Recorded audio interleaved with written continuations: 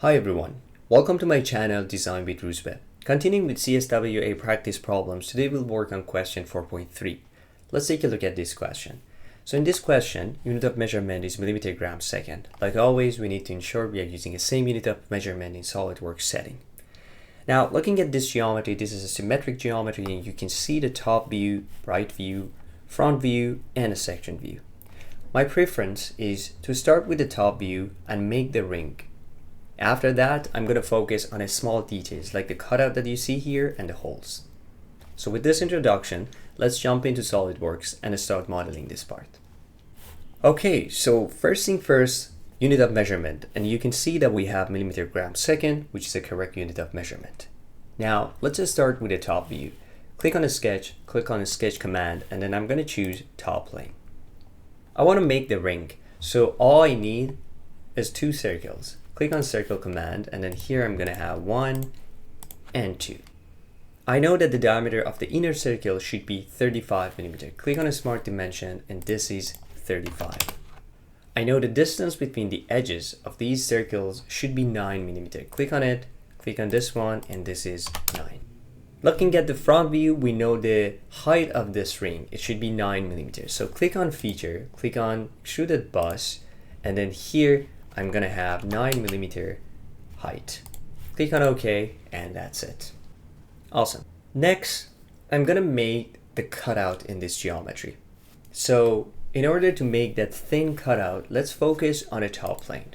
Click on the sketch, click on top plane, and then here I need the cutout. Click on rectangle command, and then here I'm gonna make something like this. Okay. Click on center line and make a symmetry line. We always need symmetry line for symmetric geometry. Okay, so that's a symmetry line.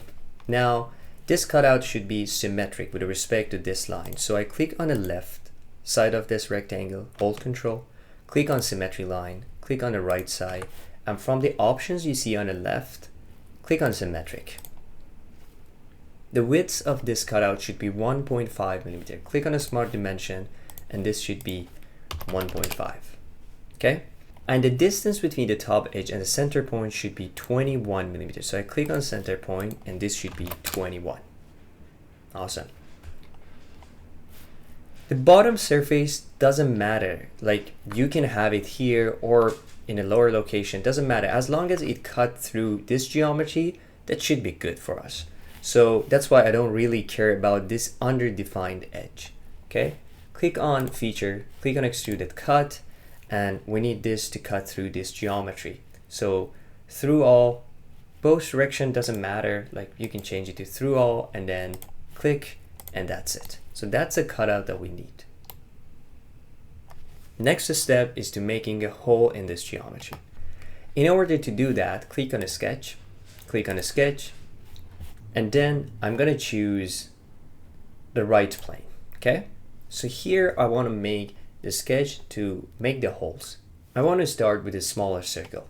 The diameter of that circle is 4 millimeters. So click on circle command, and then here I'm going to make a circle. The diameter is 4 millimeters, so I choose 4 millimeter here. Also, we know that this circle, the center point should be in line with this origin of geometry. So choose horizontal.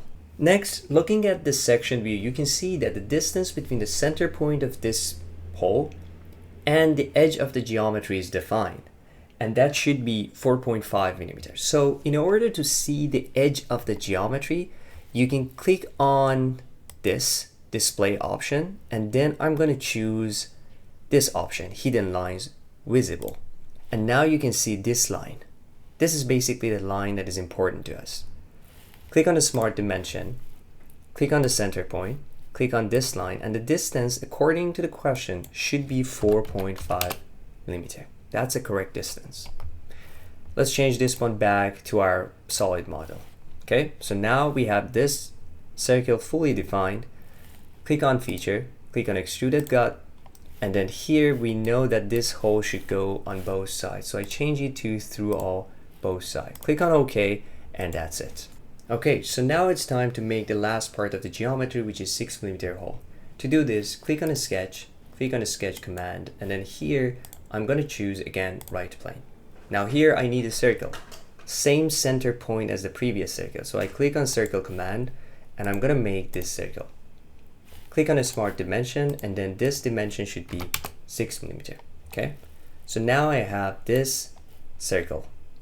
Click on feature, click on extruded cut, and now you can see the hole is shown here. The hole basically starts from this sketch and going all the way to here, but we don't need this. We want a 6 millimeter hole to have offset from this sketch, right? Because you can see that the depth of the 6 millimeter hole is different from the depth of 4 millimeter hole. So to add this offset, I click here and I choose offset. This means that I want to start the extrusion, cut extrusion, with the offset value. The offset value is 7 millimeter.